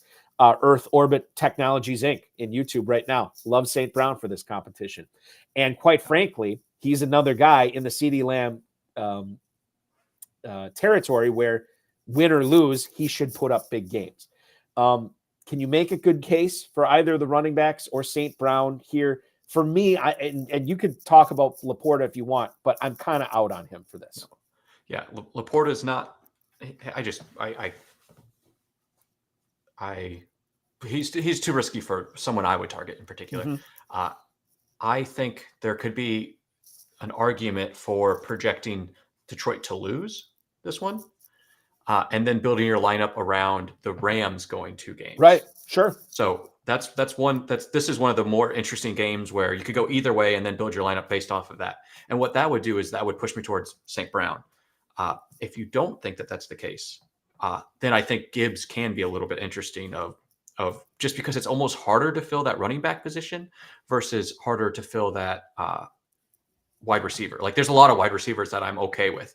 There's not that many running backs that I'm super excited about besides like Christian McCaffrey or probably Kyren Williams that we can talk about later. But Gibbs gets interesting because of that. Or same with Montgomery. Like if you want to go maybe a little contrarian off of Gibbs and think that maybe Montgomery's going to get the touchdowns here. I think, and Dom Gazzetti, like who is always going deep with us, and we appreciate it. Josh Reynolds, 79% route participation last week. He could be a sneaky guy too. Now, listen, if I'm submitting a lineup to this, which I can't, that is way too sneaky for me. That is like borderline super spy espionage sneaky, and I can't go that deep. What about? Is there something this? Okay, let's look at this. So Detroit plays the Rams. If they win, they go to Dallas. How would they beat Dallas? and now I'm telling myself a story. So just follow me on this narrative. How would they beat Dallas? By keeping CeeDee Lamb and Dak Prescott off the field. How do you keep them off the field? A strong running game. Well, Gibbs isn't really, to me, he's more of an offensive weapon than a running back. And I think you could make the case that if Detroit is successful in getting to the NFC Championship game, the guy who would probably be most responsible for that, at least in the second halves of these games, would be David Montgomery. Can you make a case for Montgomery here, given the fact that he might touch the ball more than any other Lion? Or you can, I guess, if you believe Detroit's getting to the NFC Championship game, maybe Jared Goff's the play. But your thoughts on Montgomery over Gibbs? No, I think that narrative or that story definitely would make sense if you think they're going to make it past Dallas. I think I would probably I think you could lean towards Montgomery there for sure. If you think they're just going to do the 2 games and get to Dallas and then play, then I think Gibbs is probably more interesting of being that weapon, of being that he's going to break off a 70-yard touchdown or something. They still lose, but he gets you 18 points or whatever along the way, 20 points. I think there's a good argument for Montgomery or Gibbs or Amon-Ra here. I would listen to it. I don't think Goff is in play for me. I don't think that he's going to get enough games at that pivotal position. Like you can't be getting zeros at quarterback in particular. And if the Lions do end up, I mean, you really got to be a believer in the Lions to take Jared Goff. I'm staying away from that. Tampa Bay, they host the Eagles. Not a lot of options here for me. Rachaad White, Mike Evans, Chris Godwin. 4 flexes make all these guys interesting. Godwin has come up big towards the end of the season, but Mike Evans is still Mike Evans. Have not seen much of a drop-off with him despite his age. And then Rachaad White, who we talked about in the first segment tonight, as one of the top running backs as far as fantasy goes this season. 3 different ways, and I think all are solid with Tampa. If you look at the matchup, maybe you say White because if the Buccaneers win, and you want to get 2 games, well, they're going to have to keep Jalen Hurts and that Eagles offense off the field. And given how the Eagles offense has been playing lately, we'll talk about them in a second, maybe that's not such a bad proposition. Your thoughts and how you would attack the Tampa Bay Buccaneers for the FFPC Playoff Challenge, Alex? Yeah, I think White is very interesting, especially if you think they're going to try and run it. The problem is he hasn't been very efficient at running the ball, and they haven't been very efficient overall. So he did most of his work through the passing game. He is actually a great pass catcher. I think the wide receivers are also super interesting against Philly's terrible, I believe is the technical term, defense, terrible defense. I think any of those 3, I think you have to have one of those Bucks in a flex. And I would listen to an argument for any of the 3. Do you think Evans goes off with one of his 2 touchdown games? Or do you think Godwin just cuts him up? Like you said, he came on very strong. I think I saw someone said that after his wife tweeted about his usage, he went from an 18% target share to a 28% target share. I saw someone say that today. I was like, there's no way that's true. I didn't fact check it. I just thought it was really funny. So I'm going to get my wife to tweet at my boss to get more work. We'll see. Well, no, I guess more work means more pay in the NFL. So I guess that would work out for you as well. Evans is fun. He'd be a fun guy to own in this contest. Yeah. I think the ceiling for him is higher than Godwin, which would make, if it comes down to receiver, running back, or receivers, or Evans or Godwin, I'm going to go with Evans every time over Godwin. I think it comes down to Evans or White on this. And quite frankly, it comes down to what you think is going to happen. If you think Tampa pulls the upset, you probably want to take Rachaad White. If you think they lose and lose in style, maybe Mike Evans gets by that secondary a couple of times, and it could be – you could also – the thing is, you could make a case that even if the Buccaneers were to win, Evans still might be the play. If they were to win, they would play San Francisco, right? I believe. Yeah. Or I guess it would depend upon what happens in the other games, but probably. Yeah, if the Rams won too, then or the Packers or so on and so forth. Yeah. So I guess there's that, but man, I don't know.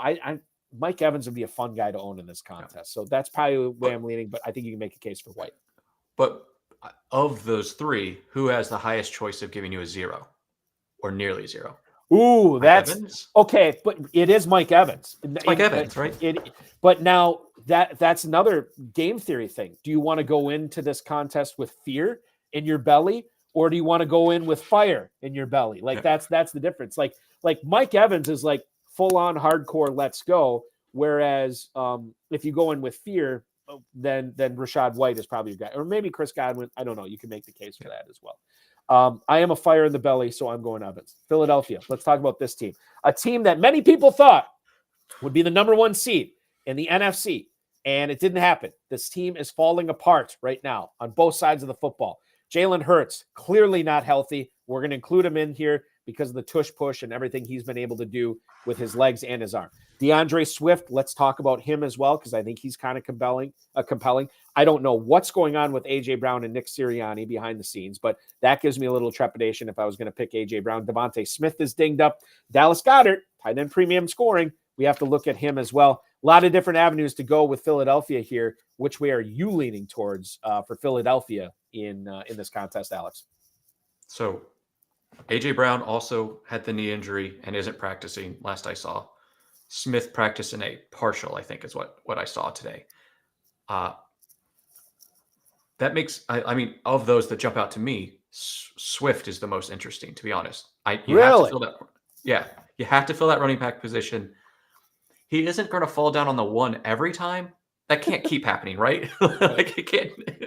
So I think he is interesting because he's a little contrarian. Hurts has the finger injury. They have a guard that's banged up. Their 2 wide receivers are hurt. Their main 2 wide receivers are hurt. Like, is it going to be a running game? The Bucs have been getting gashed on the ground too. Like, I can paint myself, or I can create the narrative of Swift going off for 200 yards and 2 touchdowns. He's electric. He can do that. He and Gibbs are similar levels of player. Of like, they can just do that they can just break a game. And if Brown and Smith and Hurts are all dinged up, what better way to put up points and then keep a lead? And the Eagles are 3-point favorites, then ride DeAndre Swift. This could be a Swift game. That's an astute observation by you too. I think Swift is interesting. We're going to have to talk more about him in the final segment. The Rams. Would you include Matthew Stafford in this list? I have Kyren Williams, Cooper Kupp, and Puka Nacua as possibilities. And I went back and forth. Is Stafford worth discussing here? And I guess the answer is yes, because I'm asking you about him. He's tough. So quarterback position, he has the possibility of getting 4 games and then times 2 in the Super Bowl, let's say. So let's say 5 games, right? Like in terms of math. So he is very interesting on the same field, same level as Dak or Josh Allen, where they can get that effectively 5 games worth of points. So I don't think it's insane. I think that they have a good chance this week against Detroit. Revenge game or whatever narrative you want to say. I think they have a chance. And if they didn't have to go through San Fran, then I would be a lot more interested in him as my quarterback. I think the play is probably more looking at the running back or wide receivers there. All right. So and I agree with you. I think it is. It's weird to me to pick Kyren Williams because that is saying no against you're saying no towards the offensive player of the year 2 years ago or whatever it was. You're also saying no to one of the greatest players who put up one of the greatest rookie receiving seasons of all time. But if you say Cooper Kupp or Puka Nacua, you are saying no to one of the top running backs in fantasy football this season. So it has to be one of these 3 guys. You made the case for DeAndre Swift because you got to fill the running back position. Does that make Kyren Williams more attractive than Kupp and Nacua here? It does. So it can, I guess, is an argument. So let's say they go up against Detroit and they have a normal game, but they still lose. Do you think Kyren or Cooper Kupp or Puka have a better game? Or let's say they go and they do win, and then they go against San Fran. That has absolutely been crushing running backs. Give or take, whenever, depending on which defense shows up.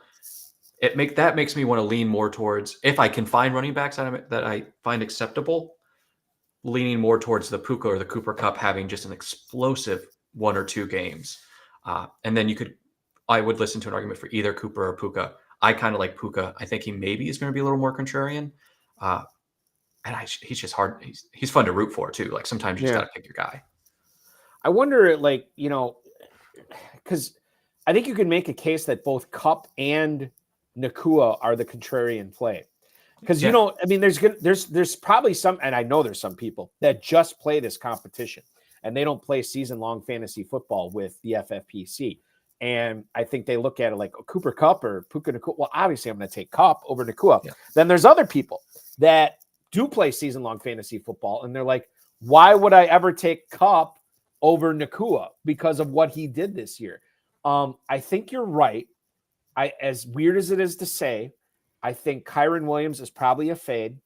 And I think I lean towards Nacua here, not because he's the contrarian play, but because he's just been doing it damn near every week. And I think that's where I would lean towards for my Ram here.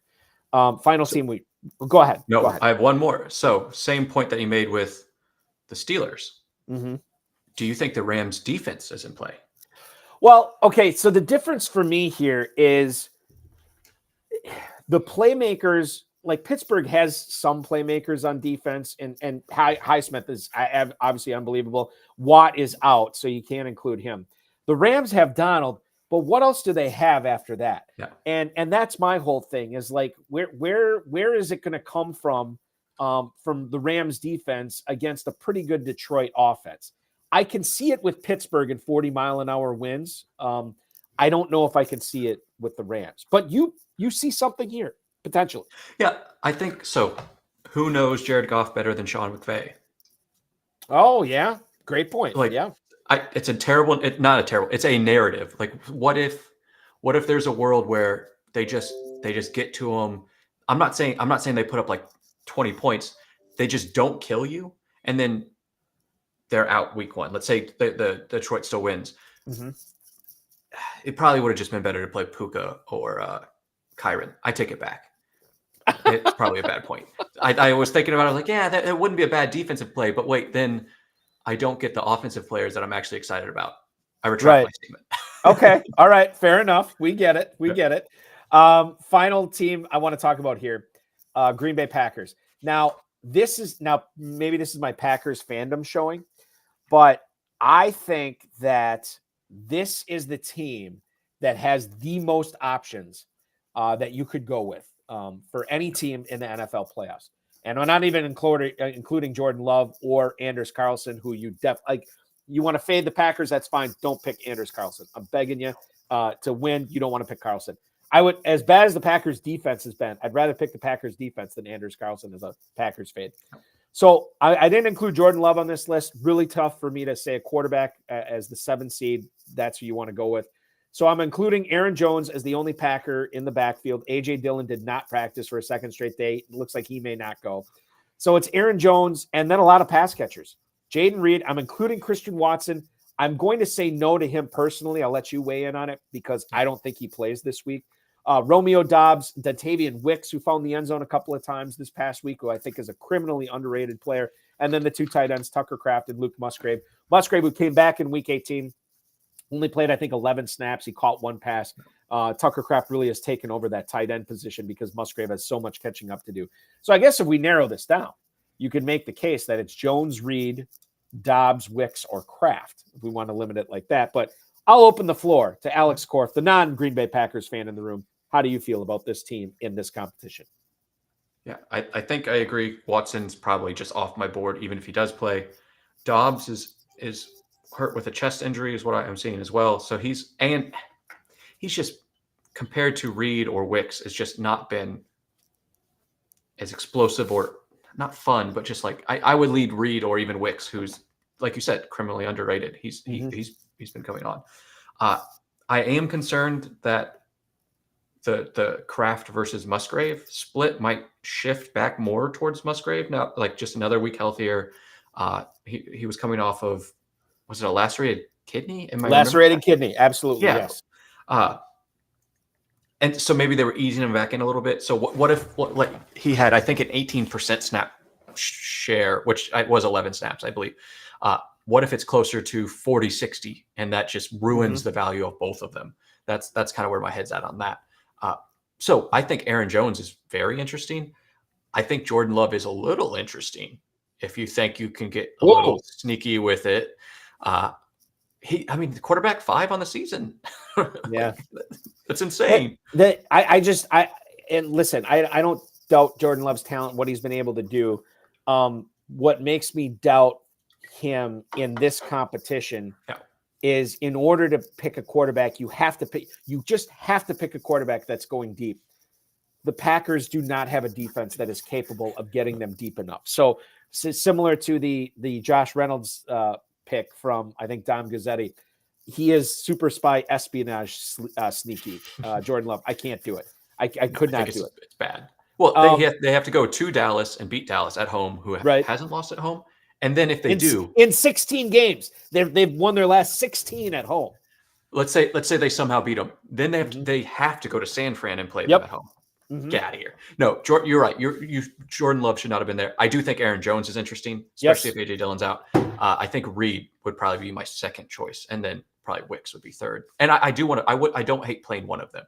Gotta have a flex, right? I think the great thing about the Packers is, like, you could make a case for any one of these guys being the leading scorer in this Dallas game or the Dallas/San Francisco game if they're lucky enough to beat Dallas, which I don't think they will. Tucker Kraft I'd throw in there too. I mean, the guy gets like 5 for 60 like every single game, and tight end premium, even if he doesn't get into the end zone, that's already like 13, 14 points. So I think there's something to be said for that as well. Okay, we have done a ton of recon on all these teams. Let's put them together in a lineup. That's what we're going to do next here on the Better Sports Network's High Stakes Fantasy Football Show. Alex Korff from DraftSharks, Eric Balkman from the FFPC. The lineup building begins next. Don't go anywhere. From the Hometown Hero series, Zach Parise. That is a very nice card, and that's one I'm probably going to have to organize a little trade ski with you, because I would actually like that card. I mean, you got downtown Newark in the background. I mean, Newark has never looked so good. No, it is not. We'll put that back up on the screen. I just want to have a penny sleeve ready, and yes, we can absolutely work out a little trade ski for that, because that belongs in a Devil fans collection right there. I'll trade you the Braden Schneider rookie card for it. Done. There we go. The first card-for-card trade on Rip and Riff history. And it was that easy. It was that easy. That's because, you know what? Because neither one of us are jerks. And it's the same thing when we try and do fantasy trades. Like, we don't try and screw each other. We have conversations. If there's a fit, there's a fit. If it's not, it's not. We don't try and, like, take the other one over the barrel. So there you go. In a penny sleeve. Hometown hero, Zach Parise. He was among the league's most productive goal scorers in 06-07 and followed up with a terrific regular season with an even more impressive postseason. And then they talk about what he did in the first round series against Tampa Bay that year. So that's off to the side for you. That's true. And, if this is it for his career, he had a hell of a career. He did. Hopefully he comes back one more year with the Islanders, but if he doesn't, hell of a run.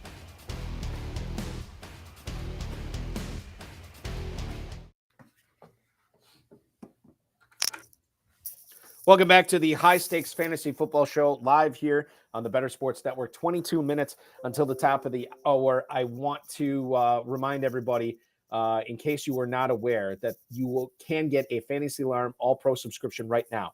Unlock all the content for all sports, including annual draft guides, one-on-one expert access in the Discord, analyze matchups and trends in your leagues with the League Sync.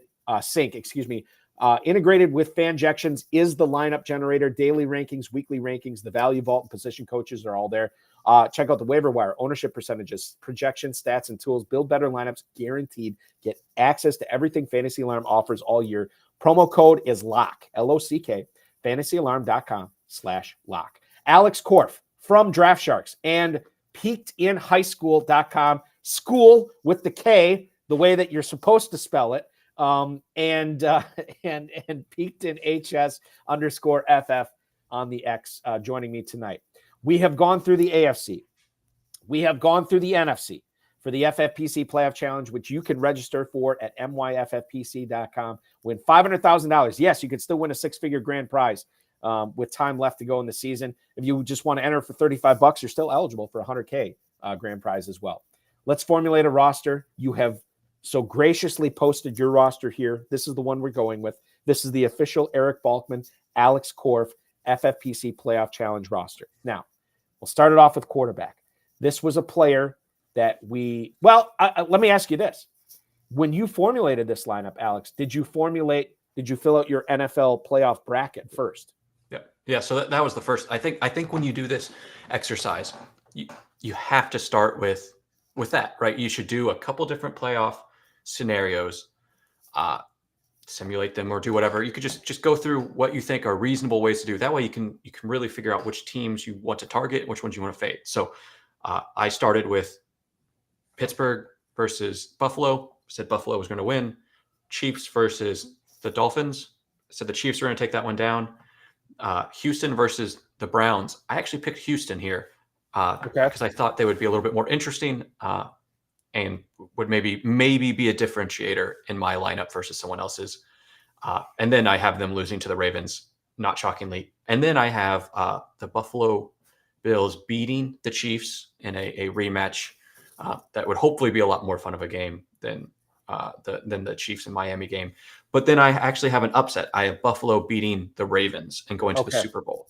So that's why I went with Josh Allen as my quarterback. I wanted those 4 and then double points in the Super Bowl. So 5 effectively games at quarterback with a difference maker at that position. That was my logic on the that side. Okay, perfect. So you have laid out your AFC bracket.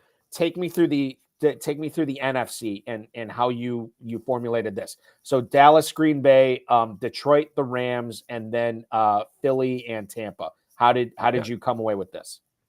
So I have, I think Dallas is going to win. I think I saw a stat that the 7 seed hasn't won since I just looked at. They have a 7 seed hasn't won in a long time. I'm not going to bank on it to happen. I am banking on I am hedging that the Rams might beat Detroit. Okay. So I do have that happening. And then I have the Eagles beating Tampa. Okay. All right. So that would put the Rams playing the Niners, right? Mm-hmm. And that would put Dallas and Philly playing. Ooh, that's exciting. Okay. So Dallas versus Philly. Who do you have winning that game? Is it Dallas? Yeah, I have Dallas, and then I have the 49ers. I get pretty chalky. And the 49ers. Okay. So, and that's fine. That's fine to be chalky if it's right. So then Dallas 49ers, you have the Niners winning? Yeah, I do. Okay. All right. So it's a San Francisco Buffalo Super Bowl for you. Chris Berman would be proud. He's only been predicting this every single year since the early 90s. So now when we name these players here in the lineup, this is going to make a lot more sense. We already tackled Josh Allen. You have 2 running backs, it looks like, on this team? Yes, 2 running backs. Tell us why Isaiah Pacheco and DeAndre Swift were the choices here for you at running back. Yeah, so it was kind of the points I made when we were talking about them. I think Pacheco is very interesting for this week. Mm-hmm. If you're doing DFS or anything, I think he's interesting. And I think he is going to be relevant this week. And then I think he would be relevant against Buffalo as well. Even in a loss, I think he's going to be very interesting of the running backs that I had left to choose from. And then the same argument with Swift. Like I'm projecting, or I'm in this bracket, I'm saying that the Eagles are going to win. Part of that process is I think Swift's going to have a heck of a game to beat Tampa with the way that the Eagles are banged up, and then have a fine game against Dallas. So they were kind of the best running backs I could get to that would have at least 2 games. And for the situation too. I mean, we talked about the weather for Buffalo. We talked about everybody being banged up for Philly. And if they are able to come away with the win in Tampa, Swift, that you could tell yourself a story that Swift is going to be a big part of that. So I get that with Swift and Pacheco. Well, okay, let's get into the receivers here because you got a ton of them. CeeDee Lamb, we don't need to talk a whole lot Free about. square. Brandon Ayuk, I have made my case for him. It makes perfect sense that you would choose him there as well.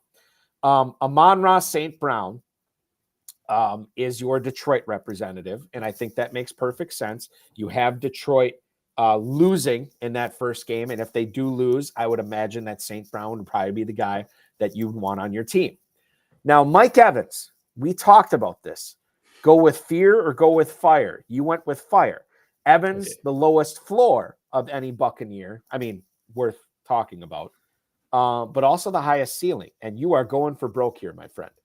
Yeah, I think so. It was between him or Amari Cooper for me, and that just go for it. And then you'll see later. I didn't go with Cooper. I went with a different Brown, and that's why it shifted me. But I would actually listen to an argument of not Evans and going for Chase McLaughlin, their kicker. Yeah. Especially because, I mean, I think that could be an actually good kicker in the scheme of things. Maybe isn't that important. But then it lets you have a different flex of, let's say, Amari Cooper or someone else. That just gives you a little bit more, maybe just a little bit different look at it as a possibility, I guess. All right. So Nico Collins, let's talk about him for a second. Why was he your Houston representative? I know, like, you thought about Dalton Schultz here when we were talking about the Texans. Yeah. Nico Collins is your guy. Is it the Mike Evans approach that this guy could put up 8 for 200 and 2 touchdowns, even if they lose? Yeah, I think the narrative, the story, I think, of them really being good against the Browns and then having a shot against the Ravens would have to be Nico being on fire. And Stroud wasn't possible. I do think Schultz is a great option. And if it ends up that Andrews is coming back, I'll probably pivot off of my tight end and then go back and then go to Schultz and then swap my tight end with a different wide receiver from the team that my current tight end's on. Nakua, we just talked about. You went with him over Kupp, over Kyron Williams, because of, well, I'll let you talk about it instead of putting words in your mouth. Why, for you, Alex Korff, was Nakua the proper choice over Kyron Williams, over Cooper Kupp? I think the passing game would have, with the way the bracket I think is going to play out, and the story that I'm telling myself, I think the passing game is probably going to have more luck than the running game. And I wanted to be a little bit different. I think Kyron Williams is going to be pretty highly rostered. And I think Puka is, like, for the Rams to get to the second game and have even a shot, I think that's going to be Puka would have to likely put up some numbers. And that's what I was hoping for. Speaking of likely, that's your tight end. Yes. If I was asking you to formulate the lineup right now, knowing what you know, how would you change it? Would likely still be in there? I think I would keep likely because I especially because of the news now, I think likely might end up being a contrarian play if people get scared off of him. That's a good point. And I might keep it that way. I'll probably sleep on it. I haven't submitted it yet. But my pivot would be to Schultz and then Zay Flowers in for Nico would be my direct swap. And I would even listen to an argument for doing that in the first place. I think if likely, we talked about doing that in the first place too, in the first hour. So certainly, there's a narrative for that.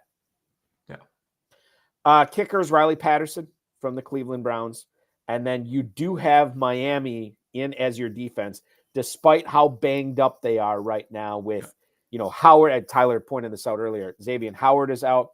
No Bradley Chubb, obviously, Andrew Van Ginkel, all these pass rushers and linebackers that they've had. And they could be, I think both their starting safeties are questionable. They're not listed as out, but neither one of them have practiced yet this week. All that, and you're still picking the Dolphins, but I would imagine weather and the play of the Kansas City offense probably has a lot to do with that. Yeah, so I was more of just running out of defenses that I could play because I was more excited about their other players. I would play Miami over Green Bay. And then Pittsburgh would be my other choice. Right. And I you made a great point. I might even swap to Pittsburgh. I think that would be very reasonable. But I kind of like Miami against the weather. I went with Patterson, the kicker, because the way that the Browns offense has been working is they've been moving the ball, right? Like Flacco's been throwing it like insane, but they haven't been finishing super well, which is part of the reason why their kickers have been so good. So I was actually kind of excited about Patterson. I actually think he is a below average kicker. My model actually grades them depending on how they kick and some other things. And Patterson's one of the few guys that is actually well below league average. Like he's a straight up bad kicker, which is why the Lions cut him. So I would listen to an argument to not have him. And then maybe but I'm not going to play Boswell. That's the thing. That's the Sanders. Thing. Like your two fades here. Like I can't do Boswell or Carlson at kicker. You could make the case for the Browns defense. And then utilizing Jason Sanders, I think that's a possibility. But in my bracket, I'm saying that Houston's going to win and go to the next game. Right. But, So, yeah, so it's like, I mean, I'm just saying, like, a lot of people will fade kickers or defenses. And if that, we could pick at nits on this all day long. Yeah. And I'm going to pick at nits with you. So as I look at this team. So number one, the receiver, it is a receiver heavy squad. You have 1, 2, 3, 4, 5, 6 receivers on this team. 12 lineup positions. You have 6 receivers. In a season-long competition, season-long drafts, I will draft a lot of receivers. I'll draft some tight ends. I will, outside of maybe one hero running back, I'll fade running backs because they get hurt so much, right? And I don't want to mess around with that. In this competition that is only 4 weeks long, I think you can make the case that you can load up with running backs here. Not fade receivers, but go lighter on receivers because this is a 4-week gauntlet rather than a 17-week gauntlet. And you know that, if a receiver or running back gets hurt, you're probably done anyway. You elected to go with a lot of receivers. And I'm kind of curious as to your mindset on why you went that way rather than, going with even 4 running backs or 3 running backs. You only have 2. Yeah. I guess I was more shooting for the moon, right? Like I wanted to go really high, and there weren't really any running backs besides like CMC that I was overly excited about. Mm-hmm. I think Aaron Jones would potentially be interesting if I decided not to fade Green Bay. Like you could maybe swap Aaron Jones in for Evans. I think that would be a choice, and you could do that, and then maybe take the Tampa Bay kicker instead of Patterson, and then kind of just do that swap ski. And I might, as we're saying this, even do this actually, because I think I like it better. I wasn't looking for floor. I was looking for ceiling, and then really just going all out. Okay. And I get that. Now, maybe that answers my next question because you have 1 tight end. And I believe in this competition last year, the team that won the 500K had 4 tight ends on their roster. You have one of them, tight end premium, Alex Korff. Why do you hate tight ends? You went with the minimum, like Jennifer Aniston in Office Space. You went with the minimum pieces of flair in your lineup. You go with 1 tight end. And I think and I don't want to put words in your mouth, but perhaps there just aren't that many big time ceiling plays at tight end in the playoffs. Your thoughts? Yeah, I think it's fading Kelsey. I think that's the big one was getting away from him. I do think George Kittle over Ayuk wouldn't be a bad play. Like I think there's definitely an argument for that. Sure. But then, I mean, there's some tight end positions, particularly with these teams that are just kind of muddy, right? Like the Likely and Andrews is a little muddy. The Kincaid and Knox one is a little muddy for me. Let's see. I'm sure I'm missing other ones. Well, okay. You want to talk about muddy tight end situations here. You can talk about the Packers with Kraft and Musgrave. You can talk about the Ravens with Likely and Andrews. I think Kincaid and Knox is maybe dirty rather than muddy, but still dirty for sure. Yeah. So I think there's all those situations. To me, there's 6 tight ends that you can choose from here tonight or this weekend. The 6 tight ends that I think are in play in the contest: David Njoku, Dalton Schultz, Travis Kelce, Dalton Kincaid, Dallas Goedert, and George Kittle. To me, Ferguson is out. I'm not going to include Laporta because of the injury concerns. I'm going to fade Kraft and Musgrave because there's just too much going on there. And the fact that Andrews could be back for the Ravens' first game is enough for me to say I'm going to look elsewhere other than Likely. I could be totally wrong on that. But to me, he would rank outside my top 6 tight ends. Yeah. And then with me projecting or choosing that the Browns aren't going to win, that kind of kicks. Then Njoku becomes a fade for you. Okay, so then it's 5. But if you swap it, if you flip it and say the Browns are going to win, are going to beat Houston, then Njoku should be in your lineup. Mm-hmm. If you think he's going to go 2 games and with what he was doing, especially with Flacco, he should be in your lineup. Totally. And well, I'll say this. I think that the position of tight end is not as integral in getting right as it is getting the players right in the format this year. Getting your Niner right, getting your Brown right, getting your Texan right, getting your who's another good example here? Getting your Bill or Chief right. Like I think that you could make the case for that as well. So that was tight end. And the last question I want to ask you here, and my apologies if you already answered this, you may have. You're fading the Pittsburgh Steelers, but you have the Dolphins in at defense. Ultimately, what was the turning? What ended up putting you over the edge, saying that you're going to use the Dolphins defense over the Steelers defense? Just how I mean, from Missouri, so I'm a Chiefs fan. So I don't know, maybe hating myself for how bad they've been. maybe I was emotionally hedging, right? Like, they're going to be so terrible. The Miami's defense is going to score 15 points or something. I don't know. Maybe it was a little bit of that internally. I don't think they're going to be highly rostered. I think they're not in a terrible spot to at least not be super negative. But I think Pittsburgh would be reasonable instead of Miami. Like, I think both of those would be. The logic applies to both of them at least. All right. So to recap here, the lineup that you put here on the show sheet, that's the lineup you're going with, right? Or I mean, as of right now. As of right now, yeah. Okay. Josh Allen at quarterback. Running backs are Isaiah Pacheco, DeAndre Swift. Receivers, CeeDee Lamb, Brandon Ayuk, Amon-Ra St. Brown, Mike Evans, Nico Collins, Puka Nacua at receiver. Tight end is Isaiah Likely, Riley Patterson at kicker. The defense is the Dolphins. And we are fading the Steelers and Packers. Jimmy Williams, a guy I compete in fantasy with every single year. Balky, is it blasphemous to fade Green Bay? No, because they got 18,000 options there, and they're probably only playing one game. So it is not blasphemous. That is something I'm worshiping.